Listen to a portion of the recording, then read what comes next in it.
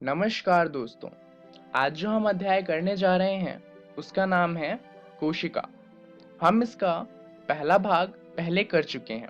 आज हम इसका दूसरा भाग करेंगे जो कि इसका आखिरी भाग होगा। चलिए जानते हैं इस भाग में हम क्या जानने वाले हैं। इस भाग में हम सबसे पहले बात करेंगे कोशिका के घटक के बारे में और उसके बाद हम बात करेंगे जंतु तथा पादप कोशिका में अंतर के बारे में कि आखिर जंतु और पादप कोशिकाओं में अंतर क्या होता है। तो चलिए शुरुआत करते हैं कोशिका के घटक को जानते हुए। दरअसल कोशिका के तीन प्रमुख घटक होते हैं। पहला है कोशिका झिल्ली, दूसरा है कोशिका द्रव और तीसरा है केंद्रक। तो अगर आप इस चित्र में देखेंगे तो ये केंद्रक है। कोशिका झिल्ली की बात करें तो ये जो पतली वाली हरी रेखा आप देख रहे हैं ये कोशिका झिल्ली है। और कोशिका द्रव की बात करें तो केंद्रक और कोशिका झिल्ली के बीच में जो आपको पानी जैसा दिख रहा है वो कोशिका द्रव है। इसके अलावा एक कोशिका में एक और झिल्ली पाई जाती है जिसे कहा जाता है कोशिका भित्ति। यहाँ पर जो मोटी वाली हरी रेखा है वो कोशिका भित्ति है।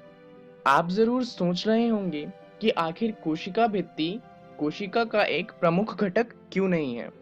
दरअसल कोशिका भित्ति जो है वो सिर्फ पौधों में पाई जाती है।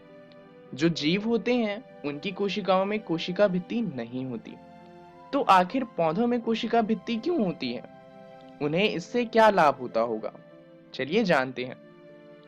दरअसल जो पौधों की कोशिका के बाहर एक मोटी परत होती है जिसे हम कोशिका भित्ति कहते हैं, ये पौधों को ताप से, वायु से, नमी इत्यादि से सुरक्षा प्रदान करती है और इसलिए पौधों के पास अपनी एक कोशिका भित्ति होती है।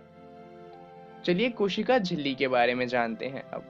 कोशिका झिल्ली छिद्र युक्त होती है जिनसे ऐच्छिक पदार्थ अंदर आते हैं और हानिकारक पदार्थ बाहर चले जाते हैं। इसी के साथ साथ जो कोशिका झिल्ली होती है वो कोशिका को एक आकार प्रदान करती है तथा सुरक्षा प्रदान करती है। जैसा कि आप यहाँ देख सकते हैं इन कोशिकाओं का आकार एक बेलनाकार है। अगर इनमें कोशिका झिल्ली नहीं होती तो इनका कोई आकार फिक्स नहीं होता और ये किसी भी आकार के हो सकते। चलिए जानते हैं कोशिका द्रव्य के बारे में। आपने पानी वाले गुब्बारे तो देखे ही होंगे। इसे भी आप कुछ इसी तरीके से सोच सकते हैं। मान लीजिए जो पानी वाला गुब्बारा है उसकी जो बाहरी सतह है वो है कोशिका झिल्ली और बीच में जो पानी है वो है कोशिका द्रव। तो ऐसा ही कुछ होता है। ये एक जेली जैसा दानेदार पदार्थ होता है और ये अर्ध तरल होता है तथा अर्ध पारदर्शक होता है और इसमें विभिन्न कोशिका अंगक पाए जाते हैं। जैसे कि आप देख सकते हैं कोशिका द्रव के अंदर आपको कई सारी चीजें दिख रही होंगी। ये माइटोकॉन्ड्रिया, गोल्गी बॉडीज, राइबोसोम्स, हरित लवक, रसधानी आदि हैं जो हमें कोशिका द्रव्य के अंदर मिल जाते हैं। चलिए अब बात करते हैं केंद्रक के बारे में कि आखिर केंद्रक क्या होता है। दरअसल यह कोशिका के मध्य में स्थित होता है। यहाँ पर आप देख सकते हैं केंद्रक को। कोशिका में प्राय एक ही केंद्रक होता है, परंतु यह जरूरी नहीं है कि कोशिका में एक ही केंद्रक हो। उदाहरण के लिए अगर हम बात करें पैरामीशियम की, तो पैरामीशियम की कोशिका में दो केंद्रक होते हैं। अगर हम बात करें राइजोपस की, तो राइजोपस में बहुत सारे केंद्रक होते हैं।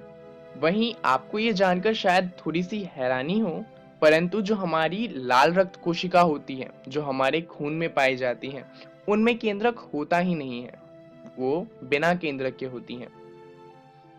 तो चलिए अब बात करते हैं केंद्रक झिल्ली के बारे में। दरअसल ये आप इसको कुछ इस तरीके से समझ सकते हैं जैसे कि अकल चौ होती है। जैसा कि आप जानते हैं अकल चौ जो होती है वो हमारे बड़े होने के बाद ही उगती है। दरअसल केंद्रक झिल्ली भी एक पूर्ण विकसित कोशिका में ही पाई जाती है। अगर कोई कोशिका नई है और अभी बन ही रही है तो उसके अंदर केंद्रक झिल्ली नहीं होती। यहाँ पर आप केंद्रक झिल्ली को देख सकते हैं। ये जो हमारा केंद्रक होता है उसको चारों तरफ से घेर कर रखती है और जिस तरीके से कोशिका झिल्ली के अंदर कोशिका द्रव होता है, केंद्रक झिल्ली के अंदर केंद्रक द्रव पाया जाता है। अब बात करते हैं जीव द्रव्य की। दरअसल कोशिका द्रव तथा केंद्रक द्रव आपस में मिलकर जीव द्रव बनाते हैं, जिसे जीवन का भौतिक आधार कहा गया है। क्योंकि आप जानते हैं कोई भी जीवन जो है वो एक कोशिका पर ही निर्भर करता है, इसलिए कोशिका द्रव और केंद्रक द्रव को आपस में जीव द्रव कहा जाता है। चलिए अब बात करते हैं केंद्रिका की। केंद्रक के अंदर एक छोटी सघन संरचना को केंद्रिका कहा जाता है। आप जरूर सोच रहे होंगे कि आखिर केंद्रिका का काम क्या होता है। दरअसल केंद्रिका के अंदर गुणसूत्र होते हैं। केंद्रक में धागे के समान संरचनाएं पाई जाती हैं। इन्हें ही गुणसूत्र कहा जाता है।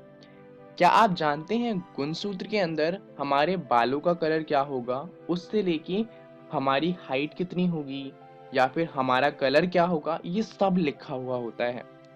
दरअसल ये सब जीन के अंदर लिखा होता है। जीन सजीव में आनुवांशिक गुणों के वाहक होते हैं, जो गुणसूत्र पर दाने के समान संरचनाओं में पाई जाती हैं।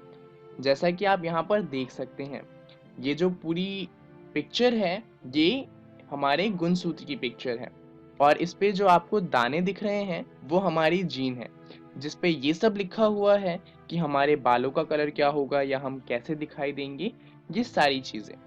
चलिए ये तो हुआ जीन। अब बात करते हैं प्रोकैरियोट्स और यूकैरियोट्स के बारे में।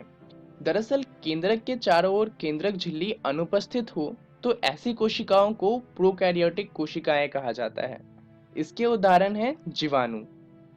इसमें क्या होता है कि जो हमारी कोशिका होती है वो बहुत ज्यादा स्थिर नहीं होती।